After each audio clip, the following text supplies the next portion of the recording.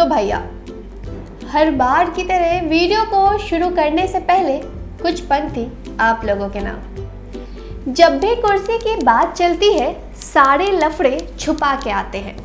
जब भी कुर्सी की बात चलती है सारे लफड़े छुपा के आते हैं। भाई कुर्ते में बहन साड़ियों में मिलती है।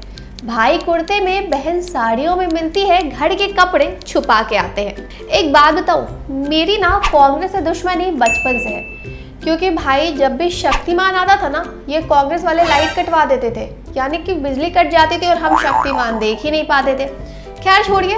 वैसे मोदी जी, योगी और अटल जी को देख के लगता है ना कि बिना पत्नी वाला आदमी कितना कामयाब है। लेकिन फिर मेरी नज़र राहुल गांधी पे पड़ती है और फिर मुझे लगता है कि अपने ख्यालों को वापस अपने पास ले आऊँ। फिलहाल तो चलिए, बहुत हुआ। नमस्ते, हम हैं प्रज्ञा और आप देखना शुरू कर चुके हैं द चौपाल का ट्रोलिंग अड्डा। वैसे आज ना कुछ ट्रोल करने का मन नहीं कर रहा है। सोचा बस आप लोग से बातचीत करने ऐसे ही आ जाऊँ। मतलब कभी कभी ट्रोल से अलग भी आप लोगों से कुछ बातचीत कर लूँ। मतलब हम तो बिल्कुल थक गए हैं ये राहुल जी के ऊपर ट्रोल कर करके। आज से तो मुझे लगता है ना कि उन्होंने सोच लिया कि अब मुझे कोई मौका ही नहीं देंगे, बिल्कुल भी नहीं देंगे। वैसे एक मिनट, कुछ ये क्या था? अरे अरे अरे, ये क्या देखा मैंने अभी? But I'm very clear I don't want to be in politics. I'm very happy living my life the way I am. मतलब हमको ना ये दोनों भाई बहन जीने नहीं देंगे, एक दिन भी छुट्टी नहीं देंगे खुद को ट्रोल करने से। अब देखिए ना, यहाँ कैसे प्रियंका गांधी जी ने बोला कि उनको कोई इंटरेस्ट नहीं है पॉलिटिक्स में, कोई इंटरेस्ट ही नहीं है राजनीति में, वो अपनी ज़िंदगी में काफ़ी खुश है।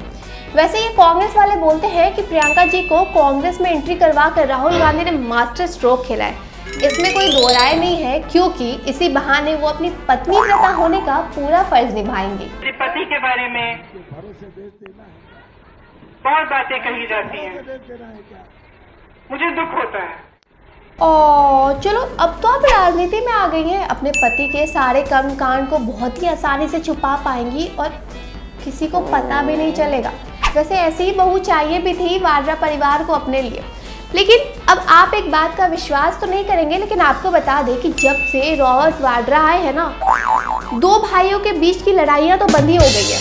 अब क्यों, वो भी बताती हूँ। क्योंकि जब भी कोई दो भाई लड़ता है ना, तो आस पड़ोस के लोग बोलते हैं कि भाई मैनेज कर ले, वरना रॉबर्ट वाड्रा जीजा जी आ करके ना तुम्हारी वो भी ज़मीन ले जाएंगे। तो ये भी तो एक तरह का नेक काम ही है। वैसे जब प्रियंका जी की राजनीति में एंट्री हुई थी ना, तो मुझे लगा था कि प्रियंका ना अपने भाई राहुल से थोड़ी डिफरेंट होंगी, लेकिन यहाँ भी इन लोगों ने मुझे दुखी किया है। इतना दुखी किया है। पहले तो आप ये देख लीजिए। वैसे लोग प्रियंका जी के बारे में बोलते हैं कि वो चुनाव को देखते ही खूब बनी पार्वती का काम करती है, मतलब कि साड़ियाँ पहनना शुरू कर देती है। लेकिन इसमें गलत क्या है? अब उनका छोटा भाई है जो कि पहले बोलता था चौकीदार चोर है, और अब बोलता है कि मैंने तो बोला ही नहीं, मेरे से गलती हुई, मैंने नहीं बोला, मैं हाथ जोड़कर सभी से माफ़ी मांगता हूँ। मतलब ये उनके जेनेटिक में है रंग बदलना। इसमें गलत क्या है भैया? अब तक तो मैंने ये सुना था कि प्रियंका जी की शक्ल टाइगर श्रॉफ और उनकी दादी रीना जी जैसी है। लेकिन देखिए ना कल की बात, जब सोनिया आंटी को राहुल जी बोलते हैं कि माँ क्या मैं मोदी जी जैसा दिखता हूँ, तो इस पे सोनिया आंटी ने पूछा, अरे पगले तू ऐसा बात क्यों पूछ रहा है? तो राहुल बाबा ने पता है क्या बोला? जब भी मैं बाहर जाता हूँ तो लोग मोदी जी बोल के क्यों चिल्लाने लगते हैं। अब ये तो आप समझ ही गए होंगे कि लोग मोदी जी क्यों बोलते हैं उनको देखते ही। आपको कैसा लगा वीडियो, हमें कमेंट सेक्शन में ज़रूर बताएं। साथ ही साथ सही उम्मीदवार को चुने और अपना वोट देने ज़रूर जाए। तब तक के लिए धन्यवाद।